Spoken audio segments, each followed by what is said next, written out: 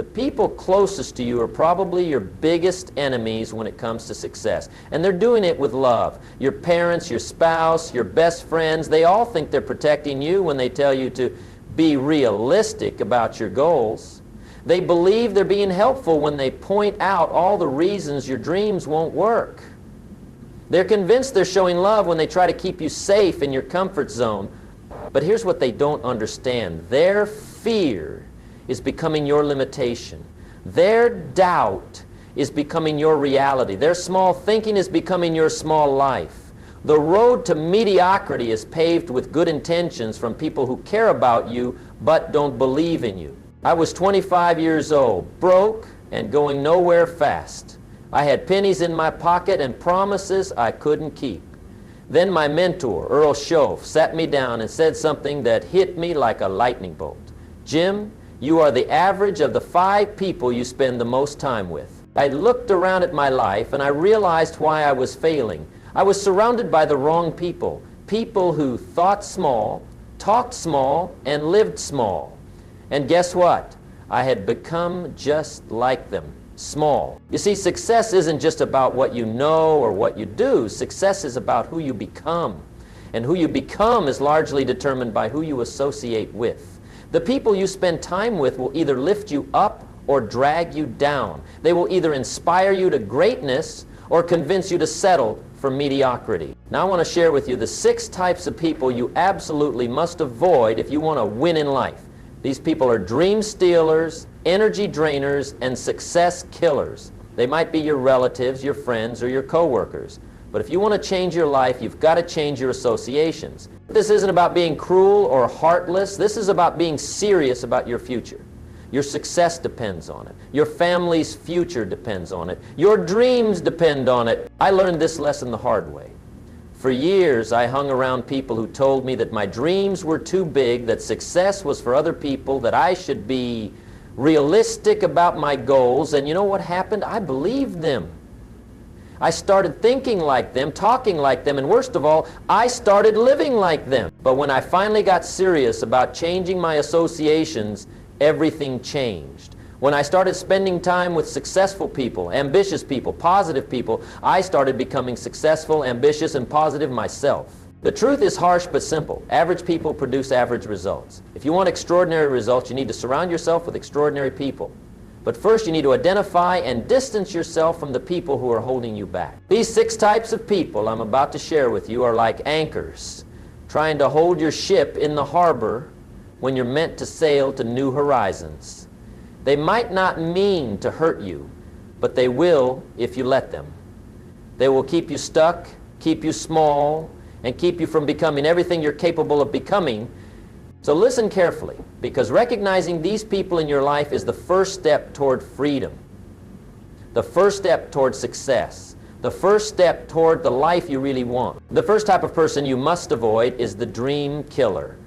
Oh, you know these people. They're everywhere.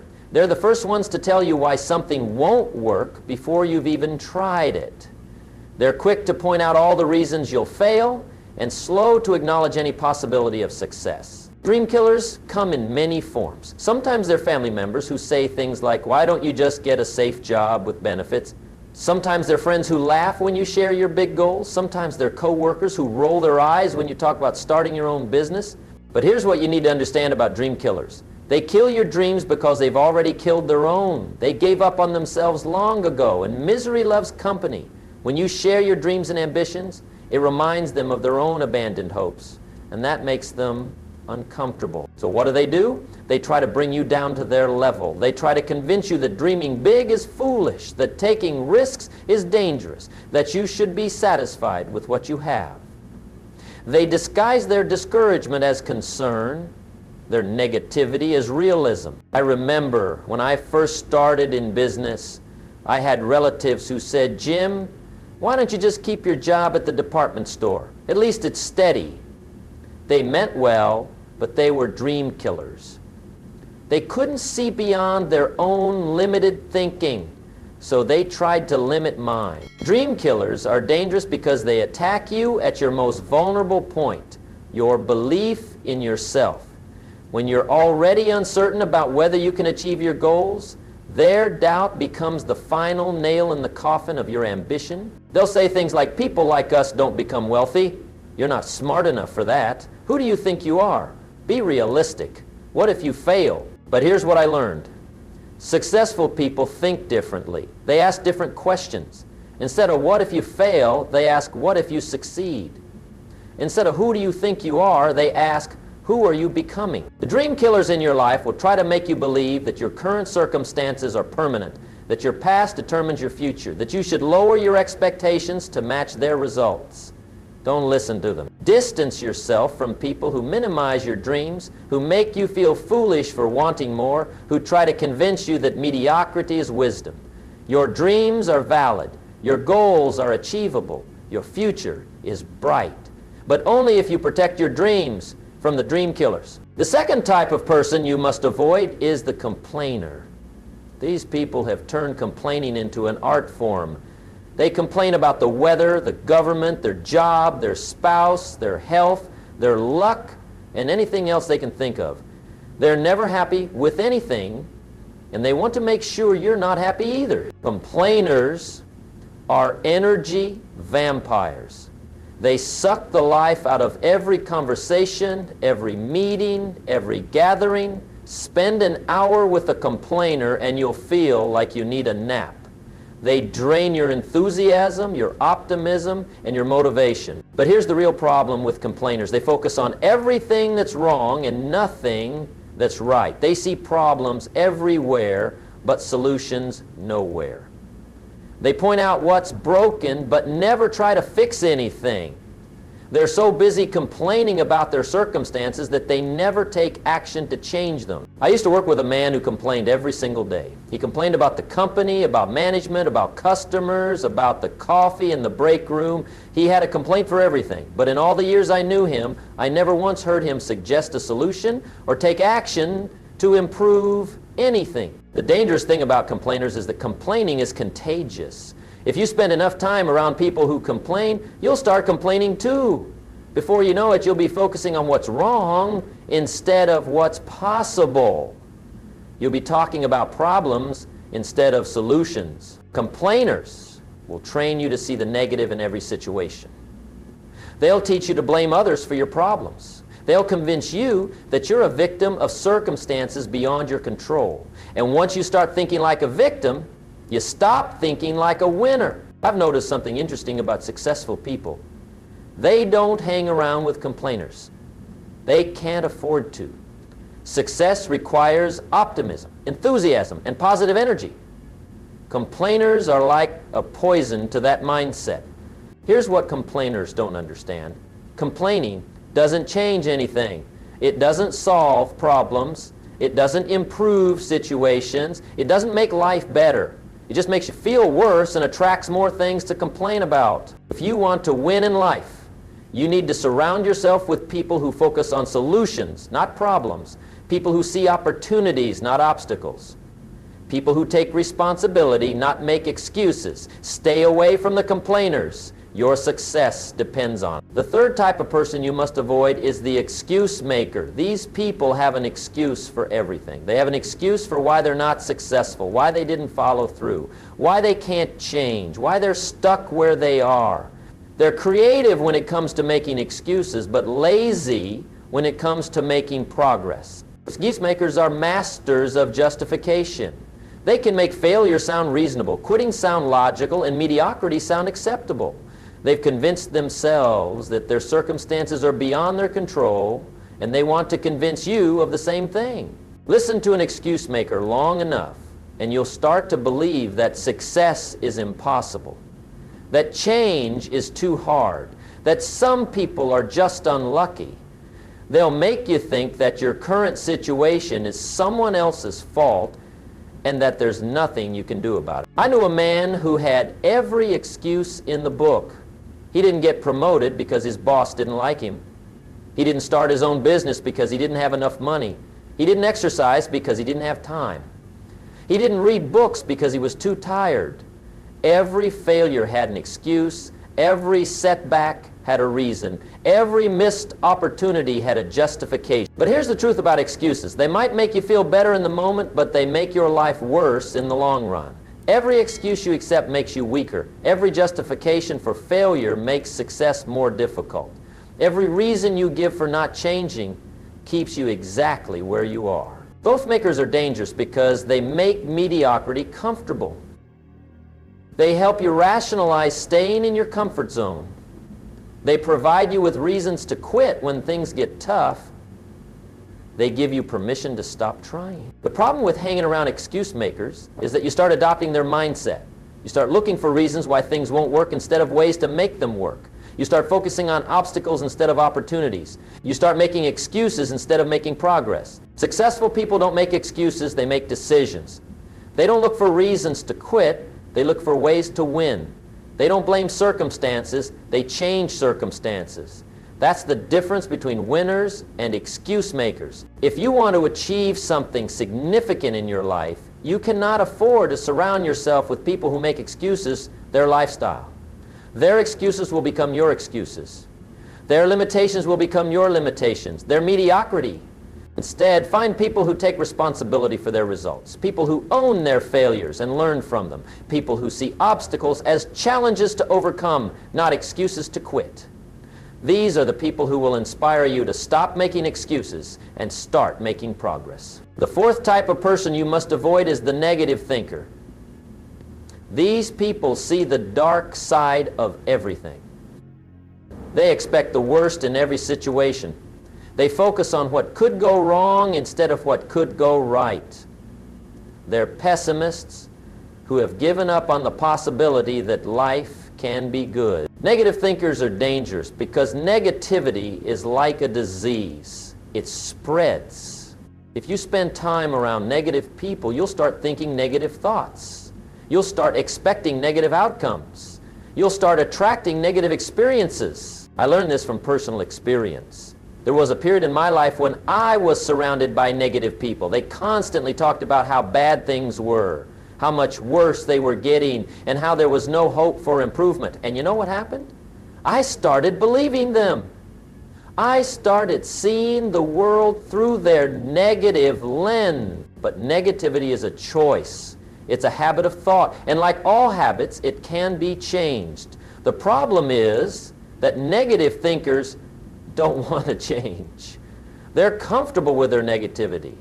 They've made it their identity. Negative thinkers will tell you that being positive is unrealistic, that optimism is naive, that expecting good things to happen is foolish. They'll try to convince you that their negative outlook is wisdom, that their pessimism is intelligence, that their doubt is common sense. But here's what I've learned. Your thoughts create your reality.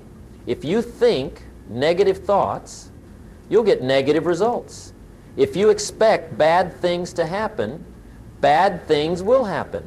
If you focus on problems, you'll find more problems. Successful people think differently. They focus on possibilities, not problems. They expect good things to happen. They look for the positive in every situation. They understand that optimism isn't about ignoring reality, it's about creating a better reality. The mind is like a garden. You can plant flowers or weeds. You can cultivate beautiful thoughts or let negative thoughts grow wild. Negative thinkers have let the weeds take over their mental garden, and they want to plant weeds in yours too. Don't let them. Protect your mind from negative influences. Surround yourself with positive people who believe in possibilities, who expect good things to happen, who see opportunities where others see obstacles. Your thoughts are the seeds of your future. Plant positive thoughts, and you'll harvest positive results. But if you let negative thinkers influence your thinking, you'll be planting weeds in the garden of your mind, and weeds are all you'll harvest. The fifth type of person you must avoid is the taker. These people are always asking for something but never giving anything in return. They take your time, your energy, your resources, and your goodwill, but they never reciprocate. They're selfish, self-centered, and self-serving. Takers come in many forms. Sometimes they're friends who always need favors but are never available when you need help. Sometimes they're family members who always need money but never offer to help with anything. Sometimes they're co-workers who take credit for your work but never acknowledge your contributions. The problem with takers is that they drain you. They take and take until there's nothing left to take. They use up your generosity, exhaust your patience, and wear out your willingness to help. They're like emotional and financial leeches. I used to know someone who was a classic taker. Every time we talked, he needed something. He needed money, he needed a ride, he needed a favor, he needed advice. But when I needed something, he was always too busy, too broke, or too tired to help. The relationship was completely one-sided. Here's what I learned about takers. They don't value what they receive because they didn't earn it.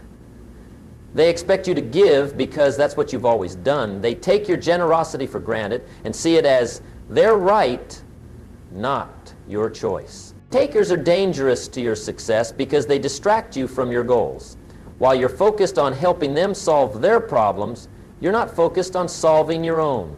While you're giving them your time and energy, you're not investing in your own future. But there's something even more dangerous about takers. They make you feel guilty for not giving. They make you feel selfish for saying no. They make you feel bad for taking care of your own needs. They manipulate your kindness and use your generosity against you. Successful people understand the importance of reciprocity. They believe in give and take, not just take. They understand that healthy relationships are built on mutual benefit, not one-sided exploitation. They give generously, but they also expect fair treatment in return. If you want to succeed, you need to surround yourself with givers, not takers. People who contribute to your success, not just consume your resources.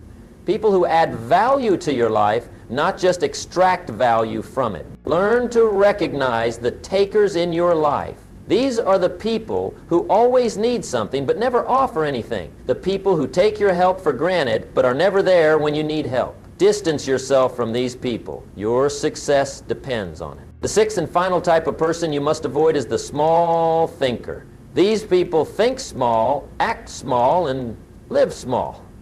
They have small goals, small dreams, and small expectations. And they want you to think small too. Small thinkers are threatened by big dreams, big goals, and big thinking. When you talk about doing something significant, they try to shrink your vision to match their limitations. When you aim high, they try to lower your sights. When you think big, they try to make you think small. The problem with small thinkers is that they've settled for mediocrity, and they want you to settle too. They've given up on excellence, and they think you should give up too. They've accepted average as good enough, and they want you to accept it too. I remember when I first started setting big goals for my life. I had small thinkers who said, "Jim, why don't you just try to make a little more money? Why don't you just try to be a little bit better? Why don't you just aim for something more reasonable?" But here's what I learned. Small thinking produces small results. If you think small, you'll achieve small things. If you set small goals, you'll reach small destinations. If you have small expectations, you'll get small outcomes. Small thinkers don't understand that the size of your thinking determines the size of your results. They don't realize that you can think your way into or out of almost any circumstance. They don't believe that ordinary people can achieve extraordinary things. Small thinkers will try to convince you that big dreams are unrealistic, that big goals are impossible, that big thinking is foolish. They'll tell you to be satisfied with less, to lower your expectations, to play it safe. But winners think big. They set big goals. They have big dreams. They understand that it takes the same amount of energy to think small as it does to think big, so why not think big? The small thinkers in your life will try to shrink your vision to match their reality. They'll try to make you believe that you're not capable of achieving great things, that you should be satisfied with whatever you can get, that aiming high is setting yourself up for disappointment. Don't listen to them. You are meant for more than mediocrity. You are designed for greatness. You have unlimited potential, but you'll never realize that potential if you let small thinkers influence your thinking. Surround yourself with big thinkers. people who believe in possibilities, people who aim high and achieve high, people who understand that the only limits in life are the ones you accept. Now that you know the 6 types of people to avoid, what are you going to do about it? Knowledge without action is worthless. Awareness without change is meaningless. Recognition without response is pointless. Look at your current associations. Look at the people you spend the most time with. Are any of them dream killers, complainers, excuse makers, negative thinkers, takers, or small thinkers? If so, you have a decision to make. You can continue to let them influence your thinking and limit your potential, or you can choose to change your associations. I'm not saying this will be easy. Some of these people might be family members. Some might be longtime friends. Some might be people you care about. But you have to decide what's more important, being comfortable or being successful. You have to choose between protecting people's feelings or pursuing your dreams. Here's what I learned. You can love people and still limit your time with them. You can care about people and still choose not to be influenced by them. You can wish people well and still protect yourself from their negative influence. The quality of your life is determined by the quality of your associations. If you want to improve your life, improve your associations. If you want to change your results, change your relationships. If you want to elevate your thinking, elevate your circle. Start today. Make a list of the people in your life who fall into these 6 categories. Then make a plan to limit your time with them. You don't have to be cruel or harsh. You don't have to burn bridges or make enemies. Just quietly begin to distance yourself from their influence. At the same time, start seeking out positive influences. Look for people who inspire you, who challenge you, who believe in you. Find people who are where you want to be, who have what you want to have, who are doing what you want to do. Remember, you become like the people you associate with. If you want to become successful, associate with successful people. If you want to become positive, associate with positive people. If you want to become wealthy, associate with wealthy people. Your associations will either make you or break you. They will either lift you up or drag you down. They will either inspire you to greatness or convince you to accept mediocrity. The choice is yours. But choose wisely, because your future depends on it. Your success depends on it. Your dreams depend on it. You have greatness within you. You have unlimited potential. You were meant for more than average, but you'll never realize that potential if you let the wrong people influence your thinking. So make the tough decisions, make the necessary changes, protect your mind from negative influences, surround yourself with positive people. Choose your associations carefully. Your life is too important, your dreams are too valuable, and your potential is too great to let the wrong people hold you back. You deserve better, you can do better, you will do better. But it starts with changing your associations. It starts with avoiding these 6 types of people. It starts with making better choices about who you spend your time with. The life you want is waiting for you. The success you desire is possible. The dreams you have are achievable. But only if you make the right associations. What happens when you make this change? When you start avoiding these 6 types of people and start associating with winners, everything begins to shift. Your conversations change. Instead of talking about problems, you start talking about possibilities. Instead of discussing what's wrong with the world, you start planning how to make it better. Your thinking changes. You start asking better questions. Instead of why me, you ask how can I? Instead of what if I fail, you ask what if I succeed beyond my wildest dreams? Your mind becomes fertile ground for success instead of a breeding ground for excuses. Your actions change. When you're around people who follow through, you follow through. When you're around people who finish what they start, you finish what you start. Success becomes contagious. Your results change. Better associations lead to better information. Better information leads to better decisions. Better decisions lead to better results. Better results lead to a better life.